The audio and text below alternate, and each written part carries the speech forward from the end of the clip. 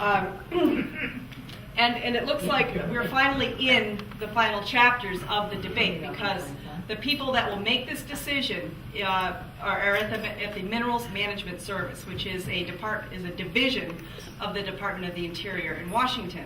And very briefly, just in terms of background, they were given the job in 2005 by Congress to develop an offshore renewable energy program.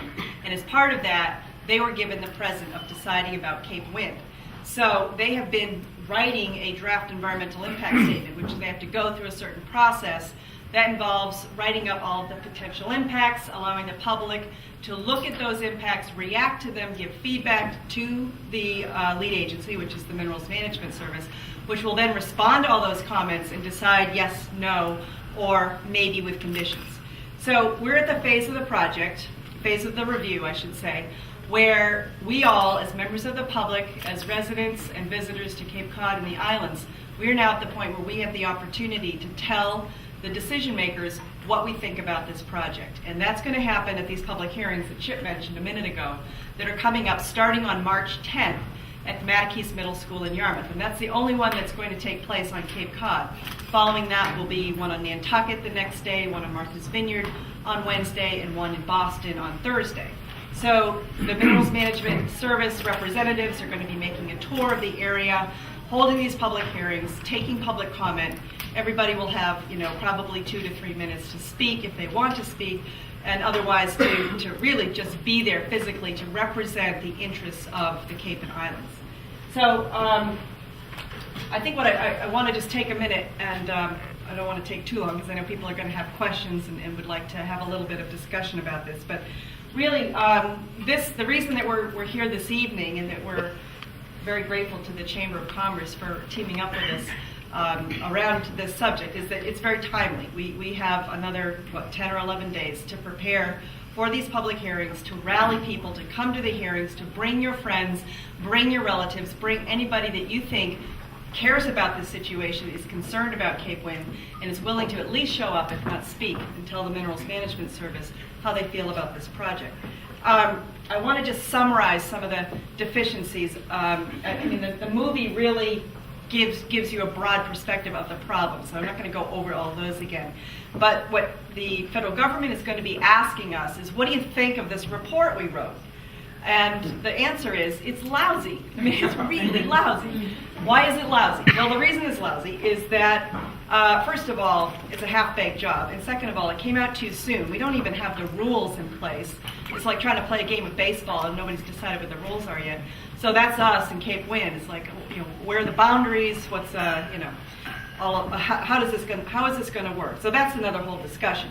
The document itself has huge holes in it. For example, it was the job of the Minerals Management Service and the U.S. Coast Guard to make sure that something called terms and conditions for safe navigation of boats were written, decided, put into the draft environmental report, so we could all look at that and say, okay, they've got a required setback, there has to be so many 100 feet between the edge of a channel and the border of the turbines, and that's not in there. It's completely, totally missing. And they say, oh, well, we'll figure it out later.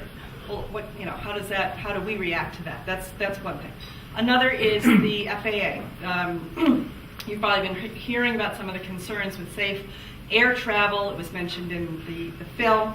The situation is that the Hyannis Airport, the Nantucket Airport, the Martha's Vineyard Airport all oppose this project. They find it a tremendous threat to public safety, it's particularly those aircraft that are using visual flight rules. And there's a lot of people that can only fly an aircraft if they are using visual flight rules. Otherwise, those flights are canceled.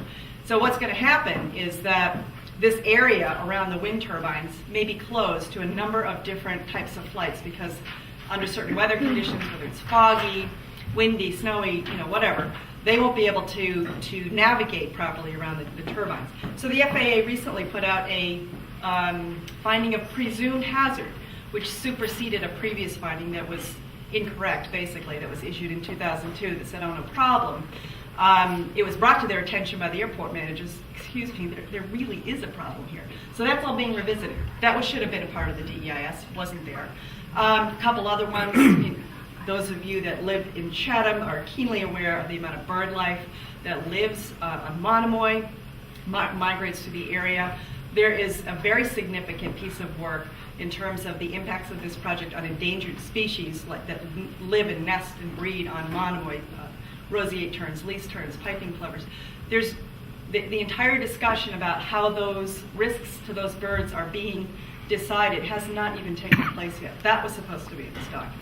Historic preservation, another big responsibility of the federal government is to make sure that a project like this one is not going to degrade the historic resources of an area like Cape Cod and the islands, which have hundreds, if not thousands, of historic properties or surrounding Nantucket Sound. So those are just some of the gaps in the document itself. So those are some of the deficiencies, and that's really what the feds are going to want to hear about is you didn't answer our questions, you didn't satisfy our concerns in these areas, which means you have to either read the DEIS or you can go to our website, and there you'll find boiled down into very specific points what is wrong with this draft environmental impact statement and why they need to go either go back to the drawing board and fill in the gaps, but better yet, go back to the drawing board, fill in the gaps, and find a better place in the process and come back to us with a proposal that we can all support, which would probably be in a deeper water environment. That's where the technology is moving.